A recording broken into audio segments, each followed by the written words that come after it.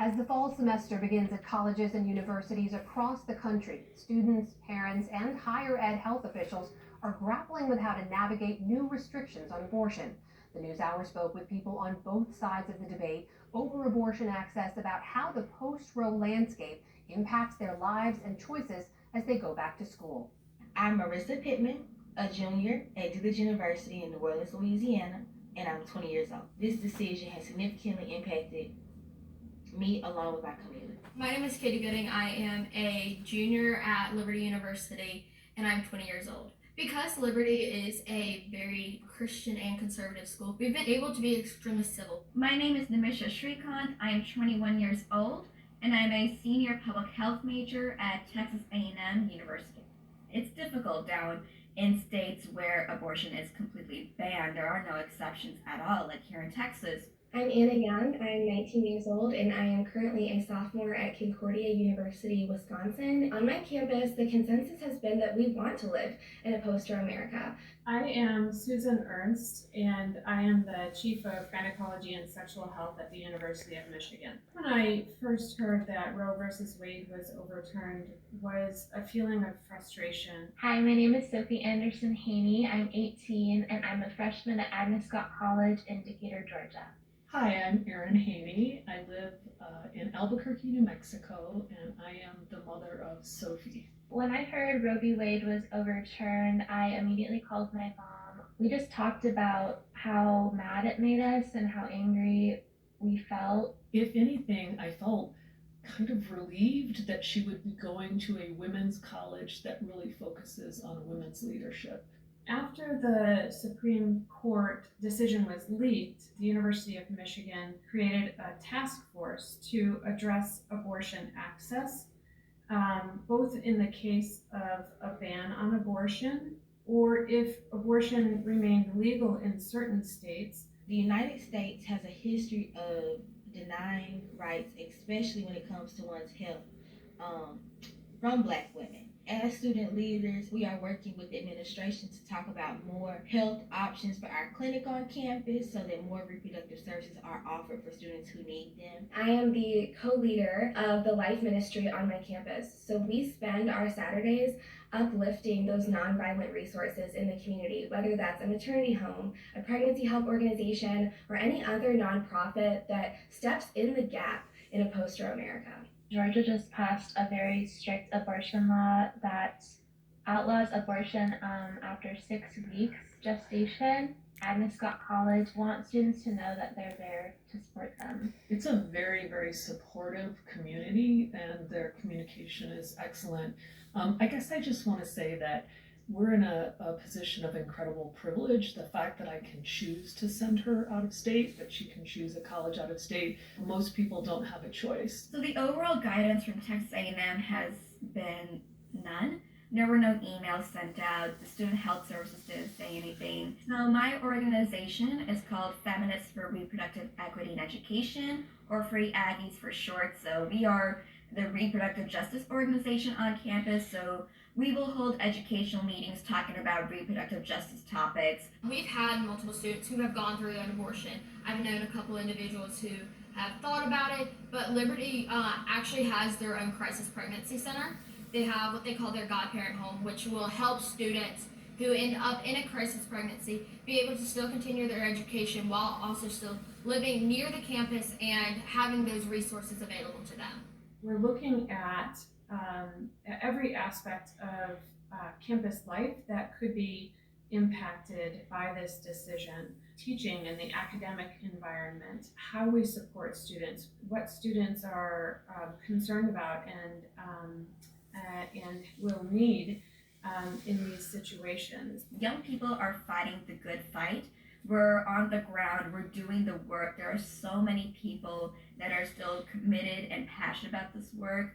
I know so many of my peers who are continuing to do good for the community no matter what is going on. And I think that it is young people that are leading today's movement that are fighting these different fights, because it is going to be our country soon. Not soon, but it is our country right now.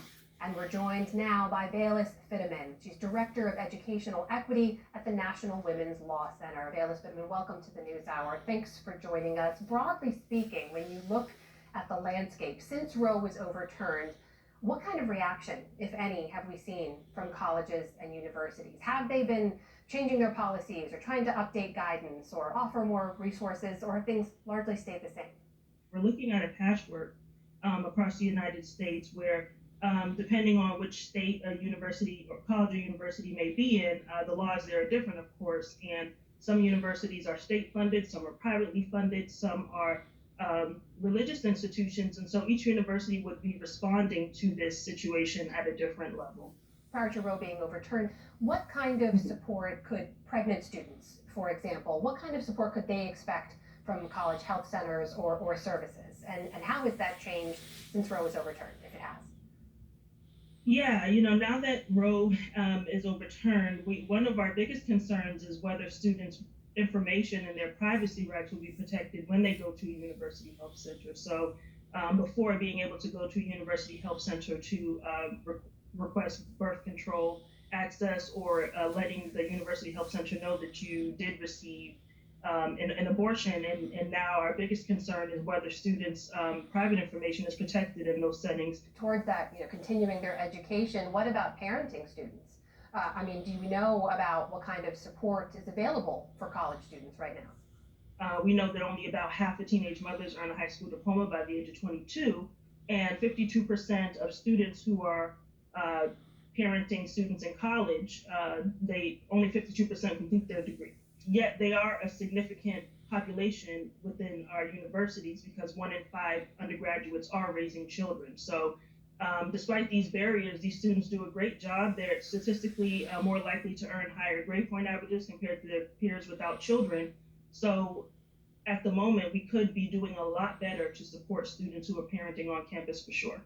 Bayless, let me ask you specifically about the impact on Black women, because there's this Washington Post analysis from last month that pointed out roughly 3/4 of all HBCUs are in states where abortion has already either been mostly or completely banned. And we know that Black women in America seek abortions at higher rates. They face the highest maternal risks, I should say, and they could also face higher risks of maternal mortality since Roe was overturned. So what should institutions in those states be doing right now?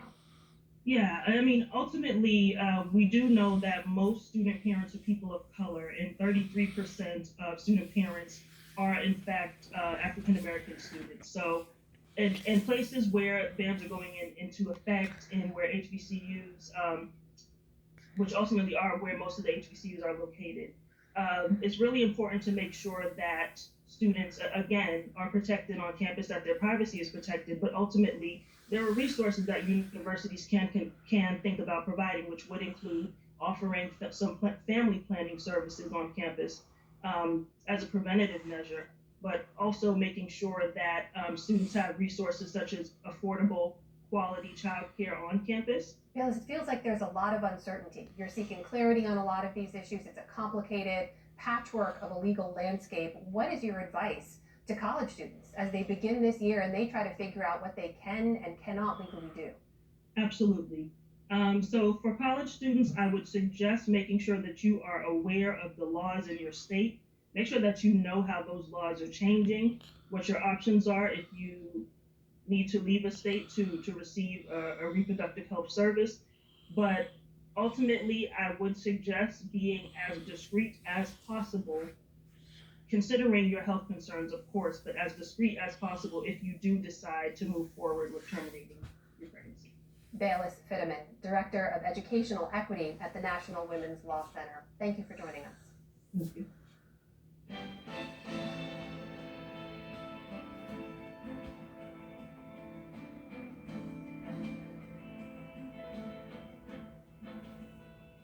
Tensions between Russia and Sweden are high following the Scandinavian